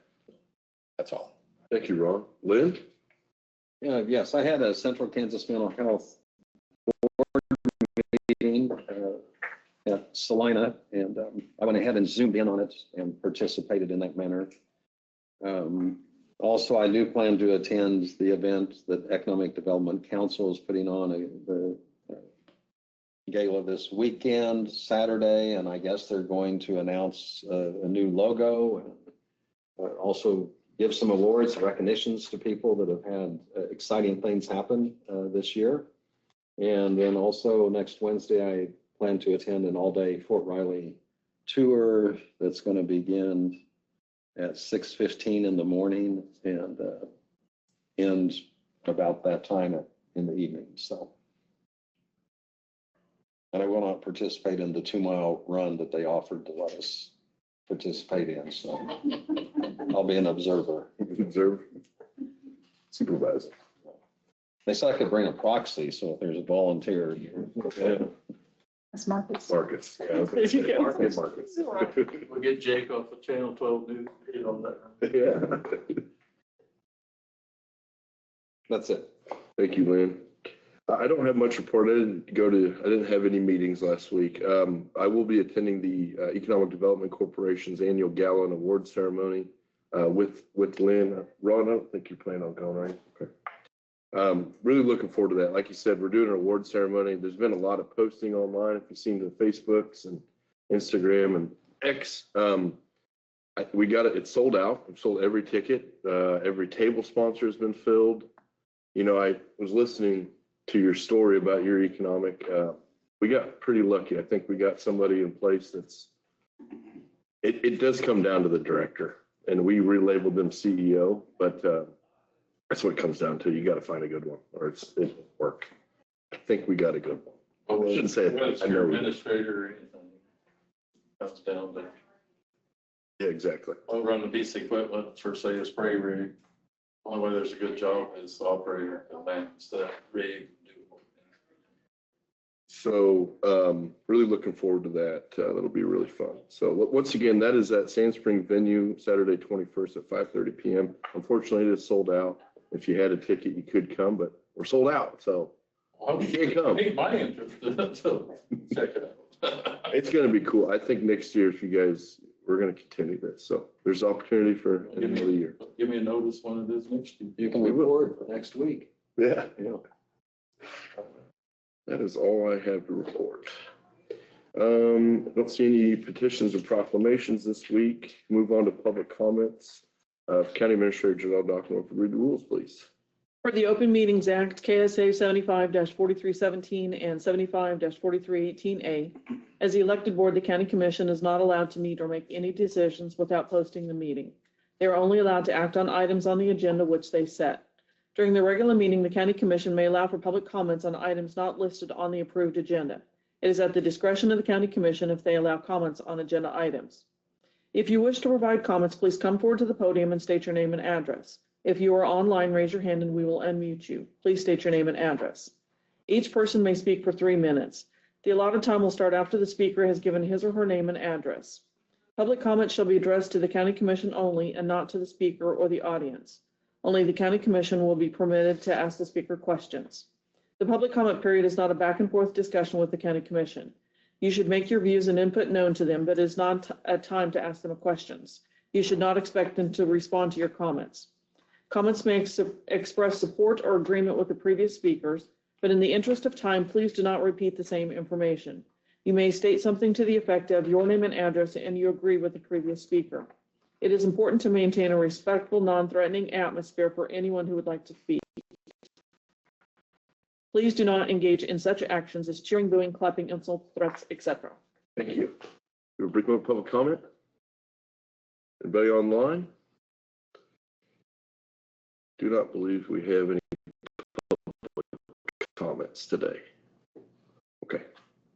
Reports from county officers. We'll go right back to County Administrator Janelle Dockendorf. Commissioners, the Planning and Zoning Board will meet tonight at 7 p.m. in the basement of the courthouse. The county administrator met with the auditors earlier this week, and we're moving forward with the annual audit that we're statutorily required to perform. So they were only here one day. We're anticipating 2. So, and luckily we're able to upload a lot of the documents needed so they can spend more time in their office. Emergency manager is also planning a sheltering meeting, and he just informed me that there's another training for county commission, city commission, and managers that I'll be sending the information out to you as to the responsibility and roles of you and the managers during a disaster. So that'll be coming up. The Public Works Department is replacing the bridge in the 1600 block of Fair Road. Reese Construction, in addition to removing the bridge on 1100 Avenue, they're tying steel at the bridge at 500 and Rain Road. And if you remember, that was part of the 3 bridges that you approved last year, and that should be the last one to complete. And you'll hear, if you're going to Rotary on Friday, our EMS director is presenting information about the community paramedicine program. So do you have any questions for me? I believe so. Thank you. County councilor is not at the meeting today, so no report from county council. Notices of communications, county clerk Jennifer Gayton. We received a KDHE notice for water pollution control permits to reissue a permit for Lynn Rock, location number 2 at 1424 Paint Road in Hope, Kansas. Persons wishing to comment have until March 21st To view that notice, please visit our website at www.dkcoks.gov, and it will be located on the county clerk page. On another note, the county clerk's office has filed 33 homesteads so far this year, totaling $24,970 worth of property tax refunds. If anybody would be interested, please call our office, 785-263-3774, option 2. Just real briefly, what is the homestead exemption? It's a property tax refund based on how much your property taxes are. And there's 3 different programs they offer. It's based on age and requirements for income. So Okay. it's a lot. So you kind of need to call us and we can help you out. It's a good high level. Thank you. But there are quite a few that participate in it because they qualify. Mhm. By the, And I've got it on our Facebook page. There's a link on my actual page too for homesteads. It has all the qualifications for you if you'd like to look at it. So go to the website or go to our Facebook page. Mhm. Do you have a question, Janelle? No, I was just gonna say, I think they're normally in the 50s to 60s range of assistance Okay. to people, so. It's still a little early. We just started this month. So Any more notices of communications? that would be it for me. Thank you, Jennifer. Mhm. Well, moving on to unfinished business, as we stated earlier, removed from the table, the consideration of appointment for non-lawyer member to the Judicial Nominating Commission. In particular, would have it, sorry. I got it. We would be considering appointing Robin R. Volkman to that commission. I'll open it up for discussion. We spoke go about, ahead and make the motion if you're ready for that. I'm fine with it. I So think we it's talked a about it. 4-year term. It's a 4-year term. And so I would make the motion that we submit the name of Robin R. Volkman to continue for another 4 years as the non-lawyer member of the 8th Judicial District Nominating Commission representing Dickinson County. I'll second it. Move second. Any more discussion? All those in favor say aye. Aye. Motion carries. If you would let Robin know. Moving down to other business, we have the consideration of real property relief application 2026 tax year on 1503 1400 Avenue. The Crump family. This was probably a little near and dear to our heart. This was the family that happened to have an accident recently that was very, very tragic. But this is the property in discussion. I'm just going to say I'm for this, so I want to give them 100% abatement. Well, and kind of that's what we procedurally do. By We statute. just have to make it official that they qualify for that, and with the loss, they certainly do qualify. There's a process, an application that they file with the appraiser's office and they verify the pictures and that is by statute. And this would be for the 2026 tax year. And it probably seems tedious to go through after you've had a tragedy and a fire and such, but procedurally, we just have to have this information on file so everything's properly submitted. Correct. You need a second on that? Well, let's do a motion first. I don't think we motioned, did we? You said you was. Well, I would offer the motion that we go ahead and grant that property tax relief on the from property on 1503 1400 Avenue, Hope, Kansas. And I'll second it. All those in favor say aye. Aye. Motion carries. Let's extend our heartfelt condolences. The next order of business is a resignation. We're going to do all 3 of these at one time. I believe it's all in the same email. So I'm going to motion for all 3 of these right now. I would motion for the resignation of Gary Hall from Noble Township. In the same motion, we would appoint Gary Hall to Noble Township Treasurer, as well as appoint Douglas D. Marston to the Noble Township Clerk position. Do we want any discussion over this? If that's your motion, I'll second it. All those in favor say aye. Aye. Motion carries. That was, once again, pretty procedural. I don't think we had much to say there. I certainly appreciate all the work the township boards do, and every township has their clerk and their treasurer and Absolutely. responsibilities. Absolutely. It's a thankless job that needs to be done. Yes. I believe we have conducted our business. No. Third page. Oh, Almost there. you We're put the- continued there. You can see the finish line. I was ready. Yeah, really. We'll get some work done, play golf. Yeah, right. I wish. And we need to at some point recognize the special guest on the back row that's We been do. able to join us for our meeting today. Why don't we do that before we adjourn? Let's get this business out of the way. And I do have this letter. We already started. So, okay. This would be to approve notice to Township Board for cereal malt beverage application process for the Enterprise Mart. We actually met these individuals a few weeks back. It looks like everything was applied correctly, Yeah, so there's no reason to, they've already went through the state. It's Okay. just our portion now. so we're just Yeah. procedural. It's just kind of, Okay. I'm going to motion that we approve the notice to the Township Board for cereal malt beverage application processing for Enterprise Mart. Second it. Any discussion? All in favor, say aye. Aye. Motion carries. Sorry, I'm trying to leave them out. With that said, any more topics? Otherwise, I would motion to adjourn. Oh, I'm sorry. Yes, Lynn, go ahead. Well, no, Janelle, since you're, and we've really have a great department down there. And we always see Martin Tanhill, and he's not the only face. He is not. So we have our Assistant Public Works Director on the highway side, Mark Iguana, with us today. Would you like to come up and say a few words? No, I wouldn't. How did I know that was going to be your response, Mark? That's a loaded question. Yes, I've been fine, just had surgery, carpal tunnel surgery, doing well, and as I told one of the commissioners up front, Shiloh forbid me to go down to shop, so I said, well, where am I gonna go for a couple days? She said, go to the commission office, go check that. Thanks for being here, Mark. Great to see you. I'm glad everything's all right. Yep, doing good.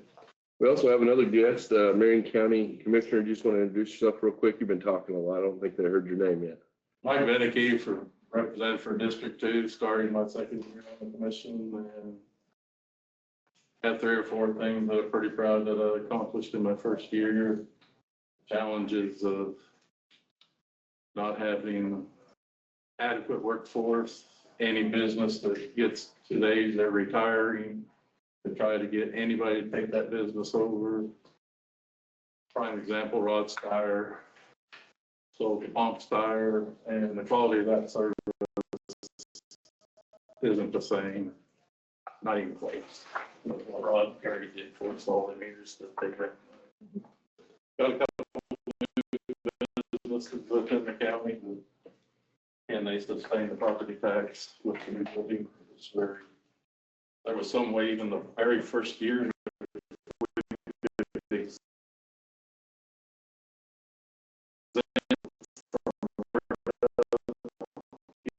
moved in, get logistics of anything they do, if we could exempt their property tax for the first year. I don't know what it would take to do that, but I may, if we're gonna take something to the state or something, can that be done? Just, I mean, if they fail in 4 years and we lose them, we ain't gained anything. You can have Tina give me a call and we can talk about it. So it's just something that I would like to explore. Can we take a good, what should be a good first-time business startup and give them a break the very first year? I think would be very helpful in their success. And That'll be a good resource for you. And then I think you ought to talk to Natalie as well. Exactly. Natalie Morato, our EDC CEO. I'll try to hire her. Thought ahead, when you think outside the box, what would make the most good? We did have a couple of the Dollar Tree, dollar store building sales in the county. And with what I'm learning is, I think they had a majority ownership to these investor groups. Even if they sold that building, it cost them $20,000 for a fee. surprised me that there was no local advertisement, not even a banner on these properties. Nobody even knew they were for sale. So it's another corporation that has bought them. You can buy them today for twice what they gave for them. And I think it was a ploy to lower the property taxes. You know, they probably got 7 more years before they could legally dump them to get to tax abatement or what may be coming. But that's my thought of what's happened with 2 of them in our county is they organized the sale of them. There's no question of the value because it was a worldwide or almost worldwide auction. Company sold them, so there's no dispute their value, even though these companies are 30 years old, they're over $1 million to put them up. They're going to get that cut down to a third minimum, and it's not 20%. And I think that's the ploy. That's how they get away from property tax. So, but you know, big property tax on a vacant building, that doesn't look pretty good. That has something to go in on. So, again, the economic development side of things, we see a few places in a couple of adjoining counties where there's 2 or 3 new businesses around the Galva area in McPherson County. How did that happen? Right. And so That's a little bit of the challenge, you know, you want to have incentives or bring new business and manufacturing in and jobs. And then you still need to have the fairness factor for everybody that's already paying property tax to remember, well, just to remember that they're the ones that help get you there. And so, you know, it's really a balancing act. And you know, bottom line is you need to try to grow your county. I know Rod Coons, which is the Rod's Tire. I know him very personally over the years. And Rod's always deal was, it doesn't matter who brings them to town. But if they have a reason to come to town, they probably spend a few more dollars, even if it's $10. Like Friday, Sunday, it's on their own way out of town. Drink at Casey's. But all that is important to success of your towns and county businesses. A box of chocolates, Ron. Yes, I have one thing I did forget. One of the most important things, Lynn and I attended a meeting last week with the soil conservation. And I want to thank them first of all. Don't miss one of those meetings ever. The food is wonderful and the pie is just, you can't beat. But I did bring the financial stuff for both of you, Kenny, and also Janelle, and you got one. And so you can see, those are folks that will come in and ask us for a little assistance. Soil conservation is so important, major important to us, and it saves the county, the digging out our ditches and the soil stuff they have to work with and stuff. It's a very important thing, you guys. And it's easy to slip up as I just did today, and I do apologize. But that meeting was very, very good. Well, the speakers spoke about tree removal and how there's acreage that could be utilized if you keep the trees in check. And I think the very next week, I read an article in Chase County in the Flint Hills where they're having problems with some of the seeds flying around. And once some trees get going, various places, you start to have issues. But it also reminds me, as I drive down our roads, some of our rural people really take care of their land.